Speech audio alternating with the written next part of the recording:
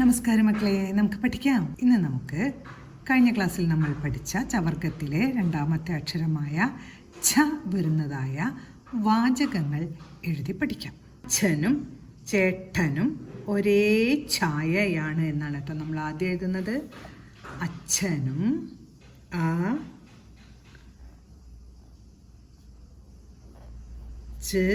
ഛ, ഈ രണ്ട് ചാക്കളും കൂടെ ചേർന്നതാണ് അച്ഛൻ എന്നതിലെ ഛ വരുന്നത്. അച്ഛനും ചേട്ടനും ഏടെ ശബ്ദമാണ്, അപ്പോൾ ഏടെ ചിഹ്നമാണ് എഴുതുന്നത് ചാക്ക് മുൻപിൽ. ചേട്ടനും എഴുതി ഊണ്ട ചിഹ്നം 0. ചേട്ടനും ഒരേ ഇവിടെ കൊള്ളില്ല, അപ്പോൾ നമുക്കൊരു ഹൈഫൻ ഇട്ടിട്ട് അടിയിൽ എഴുതാം. ഒരേ മുഖഛായയാണ്.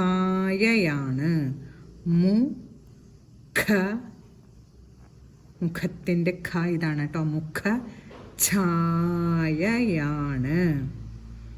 ഛായയാണ്.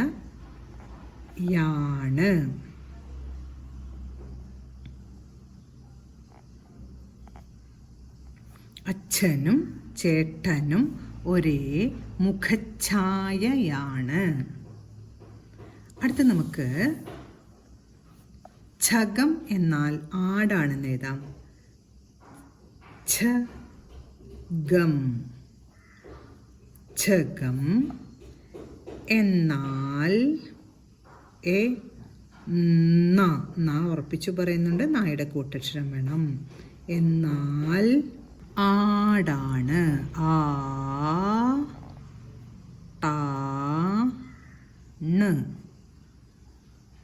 ആടാണ്. ഛഗം എന്ന വാക്കിന്റെ അർത്ഥം ആട് എന്നാണ്. ഛഗം എന്നാൽ ആടാണ്. അടുത്ത നമുക്ക് ഛാഗം എന്നാൽ ആട്ടിൻ പാലാണ് നേതാം. ഛാഗം. ഛാഗം എന്നത്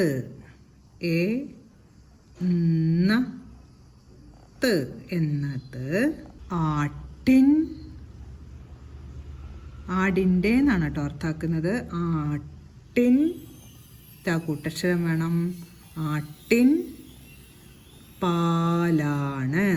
പാലാണ്.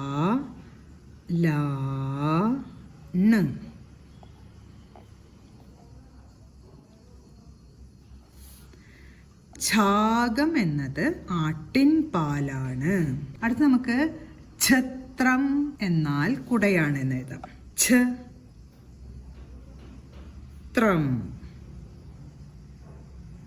ഛത്രം എന്നാൽ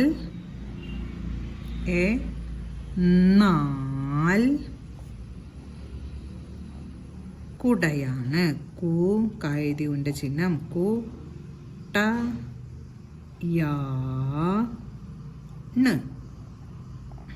ഛത്രം എന്നാൽ കുടയാണ്. നമ്മൾ വ്യഞ്ജനാക്ഷരങ്ങളിലെ ചവർഗത്തിലെ രണ്ടാമത്തെ അക്ഷരം വരുന്ന വാചകങ്ങളാണ് പഠിച്ചത്.